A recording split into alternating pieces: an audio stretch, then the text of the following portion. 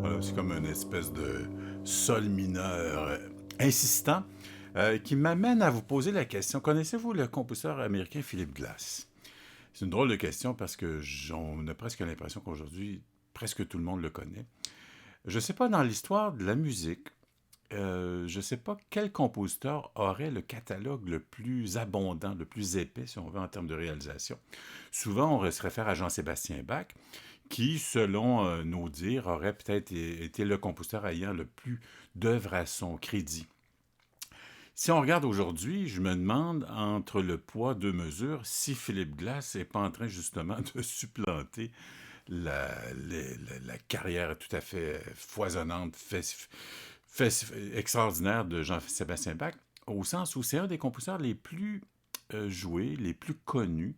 Sa musique est partout, vous le connaissez évidemment sans le connaître, et parce qu'on connaît son son, on connaît sa musique, il a vraiment amené à la période de musique actuelle quelque chose de répétitif, de simple comme motif, mais vraiment d'unique. Il travaille presque exclusivement avec des accords de trois sons, majeurs ou mineurs, mais c'est la façon dont il les enchaîne qui donne vraiment sa signature particulière. Un peu à la manière très, très, très humble que j'ai fait en guise d'introduction. Euh, si je vous parle de Philip Glass, c'est parce que la compagnie de Spitfire Audio, avec sa collection Labs, vient de rendre disponible le piano de Philip Glass, l'échantillon. Philip Glass habite à New York et il a depuis je ne sais pas combien d'années son piano, son collègue, son complice, son confident, qui est un Baby Grand, un Baldwin, je pense. Et l'équipe de Spitfire Audio s'est rendue sur place pour échantillonner l'instrument. C'est ce que vous avez entendu en guise d'introduction. Je vais enlever l'arpégiateur pour vous me permettre d'entendre effectivement le son du piano comme tel. Voilà, je le remets ici. Ici, on a le classique.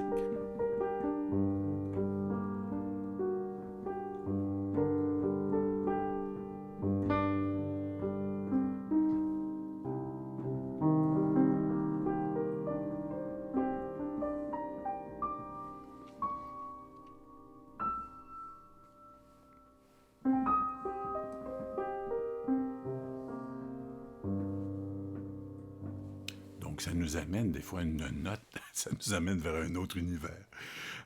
Tout ça pour dire, ben, ce que vous venez d'entendre, c'est le piano de Philip Glass. C'est fantastique de penser qu'on a sous nos doigts le piano qui a donné tant de musique, tant de création de la part du compositeur américain. Comme je vous disais tout à l'heure, je ne sais pas combien de centaines d'œuvres ce compositeur a pu signer. On le retrouve évidemment sur les scènes, en concert. On le retrouve parmi presque tous les orchestres sur la planète. On retrouve sa musique au cinéma, au théâtre. Elle est abondante. Je pense qu'il n'y a pas... vous avez sûrement dans votre expérience de cinéphile un film où vous avez été en contact avec la musique de Philip Glass.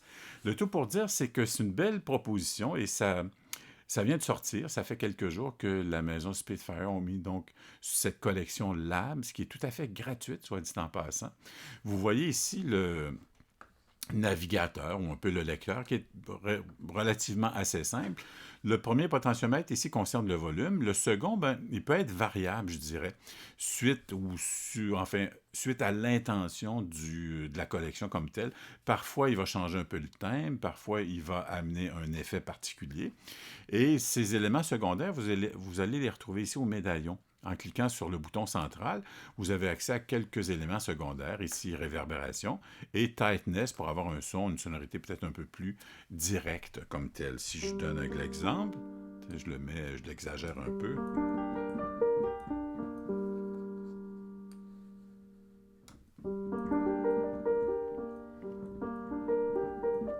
Dans le casque, c'est pas si évident que ça, mais quand même. Tiens, je vais regarder avec reverb, la réverbération. Oh, celle-ci, on voit qu'elle est effectivement bien présente. Donc, vous aurez à l'intérieur de ce médaillon quelques choix complémentaires. Et en ce qui concerne la collection Labs dans la configuration de cet instrument virtuel, avec ce format, ce lecteur, et ce lecteur, vous le retrouverez dans toute la collection des instruments virtuels de la série Labs, mais on le retrouve aussi des versions un peu différentes, mais dans d'autres collections comme SA Recordings, certaines collections un peu séparées. Donc, vous avez ici, dans l'ensemble des éléments qui sont présents, Glass Piano pour Philip Glass, le piano de Philip Glass. Celui que j'avais ici, c'est le Grandstand. On a ici la version soft. On a aussi quelques effets qui sont présents. Ici, je choisis Metamorphosis.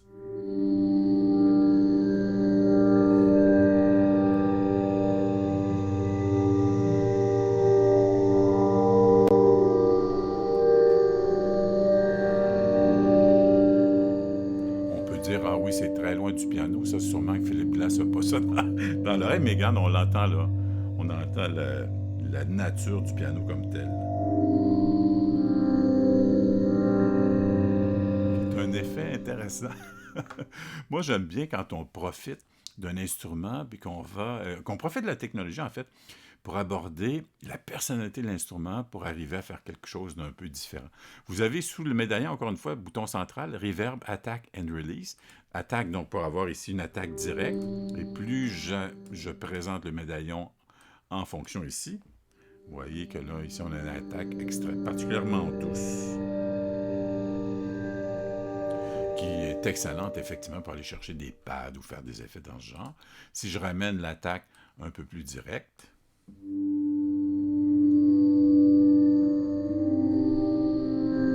c'est sûr qu'ici, dans le contexte de la nature du son, c'est plus simple des fois quand on prend un instrument percussif ou le piano comme tel. Donc, vous verrez ici, sous l'onglet Philip Glass Piano, plusieurs propositions, Flow M10, Flow Grand. Je vais aller chercher celui-là pour histoire de terminer en beauté.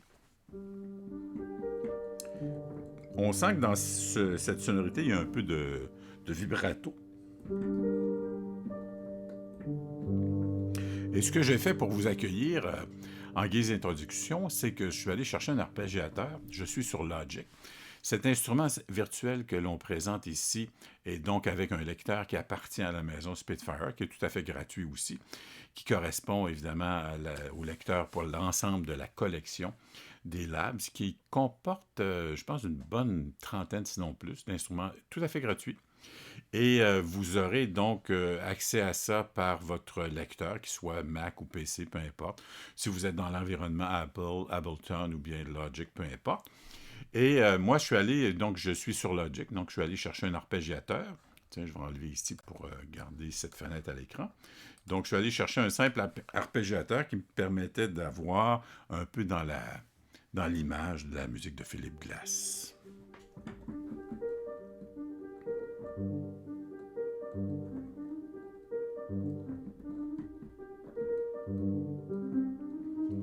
Celui que j'avais pris en guise d'introduction, je vais aller rechercher celui-là. Je pense que c'était le Grand ou le Soft.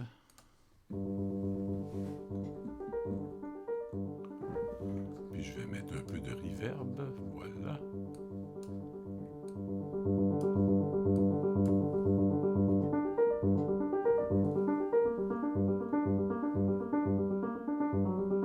C'est fantastique, hein, ces outils qui nous permettent effectivement de créer des textures, des éléments qui vont évidemment surpasser notre potentiel, en tout cas en ce qui me concerne pour le jouer techniquement, mais ça nous permet effectivement d'avoir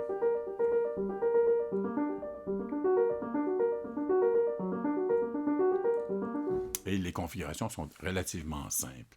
Alors j'espère que vous irez faire un tour chez la maison Spitfire pour télécharger gratuitement cet instrument qui nous amène dans l'univers vraiment symbolique et peut-être un peu aussi dans l'intimité du compositeur américain Philip Glass, avec l'utilisation que vous aurez maintenant sous vos doigts, son véritable piano. D'ici, je vous remercie de votre écoute et j'espère que cette capsule vous invitera à augmenter votre curiosité en ce qui concerne les ressources informatiques. D'ici là, je vous souhaite bonne inspiration. Merci, à bientôt. Au revoir.